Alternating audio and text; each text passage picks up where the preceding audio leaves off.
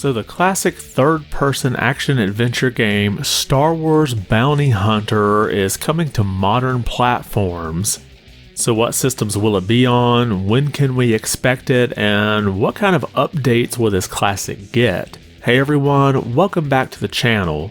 So let's start here with this announcement from Aspyr. Star Wars Bounty Hunter is coming to all platforms. The hunt begins August 1st. And then they have a link to the video and you can pre-order it right now. And when the game comes out on August 1st, it will be available for PlayStation 5, PlayStation 4, Xbox Series, Xbox One, Switch, and the PC via Steam. And the game won't be too expensive. It'll be priced at $19.99. And Star Wars Bounty Hunter was originally released for PlayStation 2 back in 2002, and then there was a GameCube version just a few weeks later. And if you don't know what the game is about, it's about Jango Fett, who is basically the source code for all of the clones. And he's also considered, I guess you would say, the father of Boba Fett, although Boba Fett's just an unmodified clone. And this is set before the events of Star Wars Episode 2, Attack of the Clones. So this is before Jango basically becomes the source code for all those clones. And in the game, you've been hired to capture a deranged dark Jedi. And in the game, you have a variety of weapons and tools, including dual blasters, a flamethrower, toxic darts, jetpack missiles, and more. And you'll be able to play some levels where you can zip around using that jetpack. Now this isn't like a full remaster of the game, but they did add some improvements. Bump mapping was added to make the environment feel richer. There's also some new lighting effects. And with the use of dynamic lighting, you can actually see the environment light up from your blaster. And the game also added a flashlight, so you can just light up some of the darker areas in the game. And this release makes good on an old Easter egg in the game. You can see this over at blog.playstation.com. The most devoted fans of Star Wars Bounty Hunter may have heard about an Easter egg left in the game. A very low resolution texture with a message written in Urabesh, which is like a galaxy alphabet. It says, "Cash in all bounties to play as Bubba." While the message did exist, the feature did not, so even if you 100% on your save file, you were only able to play as Jango Fett. We've brought this Easter egg to life, so after completing the campaign, you will be able to equip a new Boba Fett skin for your next playthrough.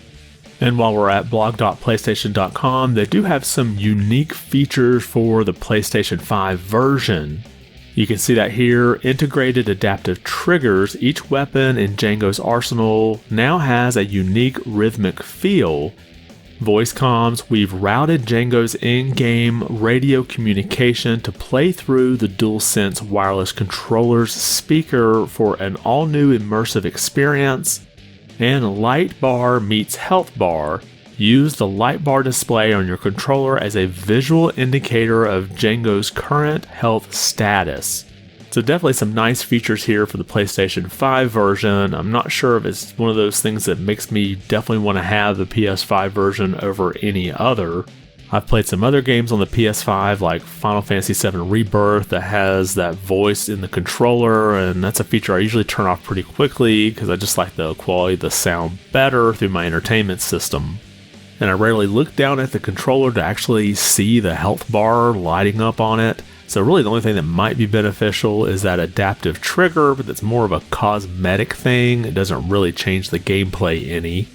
And Aspyr has brought a lot of these classic games up to modern consoles, like you've got the Tomb Raider 1, 2, and 3 remaster, as well as Star Wars Knights of the Old Republic 1 and 2, and Star Wars The Force Unleashed. And this is a classic Star Wars game that I hadn't got to play yet. I did have the Rogue Squadron games on the GameCube, and those were fantastic. So I'm looking forward to playing this one, I guess depending on how the reviews do. I know the recent release from Aspyr of the Battlefront collection was kinda iffy, but since that original release, it has had 3 updates to it that has helped quite a bit. And it does at least show that Aspyr doesn't just give up on the game, they will continue to work on it and make it better.